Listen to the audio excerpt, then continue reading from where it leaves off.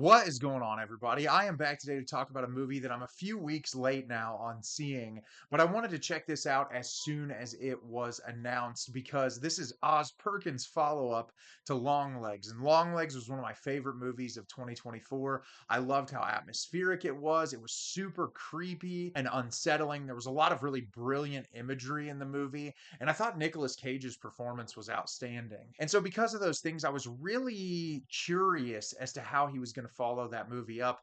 And from the trailer, this looked really campy and absurd and ridiculous. And so it was a very kind of harsh shift in another direction, but it still looked highly stylized, very interesting premise based on a Stephen King short story that I have not read. So regardless, I was excited to check this out, and the movie I'm going to be telling you about today is The Monkey. The Monkey is directed by Oz Perkins. When twin brothers find a mysterious wind-up monkey, a series of outrageous deaths tear their family apart. 25 years later, the monkey begins a new killing spree, forcing the estranged brothers to confront the cursed toy. So, I was really excited to watch this movie. Like I said, I really loved Longlegs. I thought it was absolutely incredible, and so I was curious to see what Oz Perkins' follow-up was going to be. And this movie, the one word I would use to describe it is adequate. I was kind of disappointed by this, honestly, and I feel like my disappointment comes from this movie doesn't know what it wants to be, and it very much struggles throughout the entirety of its runtime to decide what it wants to be. It has a lot of really incredible elements, whether that be practical effects, the cinematography. There's a lot of really neat things that happen throughout the movie, but I feel like as a whole, it doesn't work completely. Like when I finished the movie, I was like, I don't regret watching this, but I don't necessarily think that I would watch it again anytime in the near future because of all of the elements that I feel like could be changed to make a fully satisfying experience.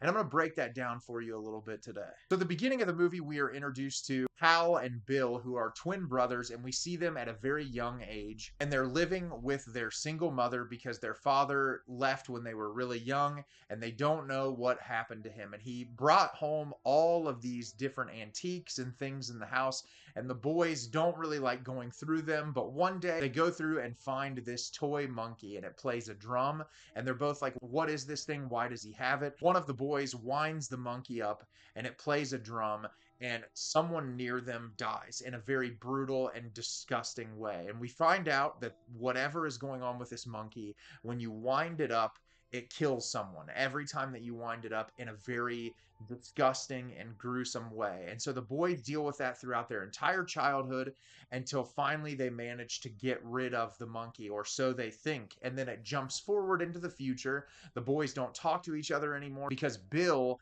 is kind of a bully. We see that at a young age. The two of them really don't get along. And Hal is constantly afraid that the monkey is going to come back. Well, of course, as the trailer shows, it does come back. And Hal, now he has a son who he doesn't see very often because he's afraid his son is going to get caught in the crossfires of this monkey. He wants to try to track it down and stop it to make sure that his son does not get killed. So, like I said, this movie is fine, but it's also kind of a disappointment. I feel like there's so much potential here to make something truly great, but it just falls flat in a lot of ways. I'll talk about some of the positives first. For starters, the cinematography in this is gorgeous, very similar to Longlegs. There's a lot of really close attention to detail in every single frame in this movie. I honestly did not expect this to look as good as it did, but there are some really striking visuals in this movie that made it easy to immerse yourself into and watch the entire hour and 40-minute runtime. Practical effects in this are awesome. There are some really gnarly kills, some really hilarious sequences of kills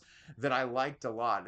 Oz seemed to really kind of play into late 70s, early 80s horror movies and really just up the camp level to an extreme degree. Early on in the movie, there's some ridiculous things, and then it kind of grounds itself in some semblance of reality with the kills, but then it kind of takes it to the extreme again. But anytime those kills were introduced on screen, I really liked the attention to detail in the visuals, and it was very disturbing and gross, and that was the best part of this movie, honestly. And I really liked there was this idea presented very early on that I thought was really interesting, and I wish it would have been explored a little bit more, about how people are just kind of unaffected by violence in our society. And because of how much violence exists in our society, and school shootings and all of these things that happen in our day-to-day lives, people are completely and totally desensitized to the idea of violence. And we see that early on through some of the visual cues, especially the box that the monkey is in early on, and just like the way characters react to certain situations.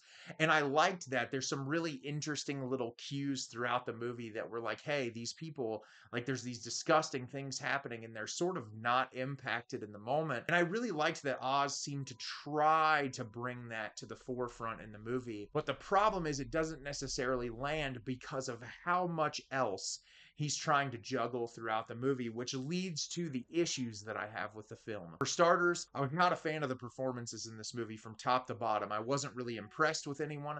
My favorite actor in the entire movie was the lady who played the realtor, which, if you've seen the movie, she gives a very over the top, very schlocky, camp level performance that I think worked really well. But the problem I have is Theo James's character is bland. There's nothing about him that is interesting. There's nothing about him that you're caring about, like whether or not his life is in danger.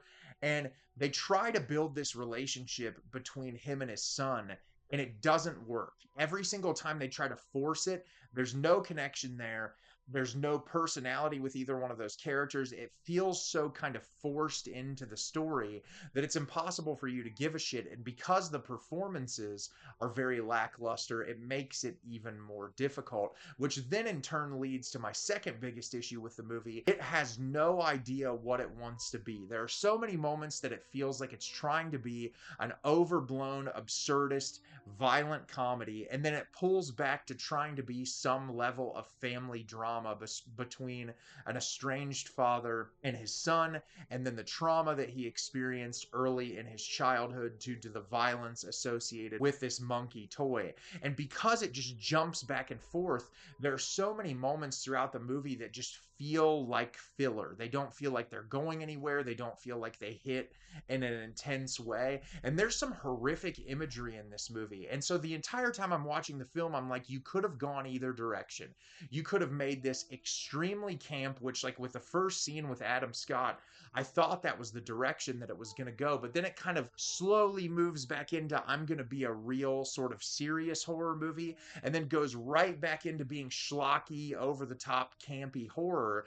And because it's juggling these things and you're kind of roller coastering, it doesn't land in the way that I think Oz Perkins was looking for. And I kept going back to it. I know this is a funny comparison, but I kept thinking about James Wan's Malignant. And what works so well about Malignant is the first half of that movie is played completely straight. It is played as a serious, grounded horror film, which is what most people know James Wan for. At about the halfway point, it shifts into complete and utter camp, ridiculous, over the top schlock that works so brilliantly well. But because you're on board, it's very easy to shift into that when it plays out that way through the remainder of the movie. Because this is kind of roller coastering back and forth, it doesn't ever feel like it lands in a way that's satisfying. And I feel like if they would have cut the son out as a character and eliminated the whole family dynamic with a estranged father and son, and it was just about these two twin brothers, it would have been so much more of a fascinating movie that they could have explored the depth of those characters a little bit more and created some level of emotionality towards these characters instead of everyone just feeling expendable. Which, like, I look at the Final Destination movies, and despite those movies feeling like the characters are expendable, they have some level of personality. There's some sort of stakes on the line that make you care as a viewer. And in this, I was just very detached. I just couldn't attach myself to each one of these characters, but I would get sucked back into the movie whenever there was a really absurd kill. And I really liked the practical effects, and visually the movie is remarkable. It is shot so incredibly well, which made it a very serviceable watch. but it was disappointing nonetheless because at the end I just kept craving more. I kept thinking about all of the other things that could have been done with this movie to create a completely fulfilling experience. And I don't think this is the worst thing in the world by any means. If you catch this in the theater or on VOD, you could see a lot worse. I just don't see myself having a desire to revisit this in the future. So have you seen The Monkey? Did you love it? Did you hate it? Leave me a comment down below and let me know what you thought. I thought this movie was serviceable, but I really wanted a lot more from it. As always, if you can like the video and subscribe to the channel, helps me out a lot and lets me know the type of content you're looking for. I'm always putting out new material and look forward to getting more out for you in the near future. And as always, everyone, thank you so much for watching and have a great rest of your day.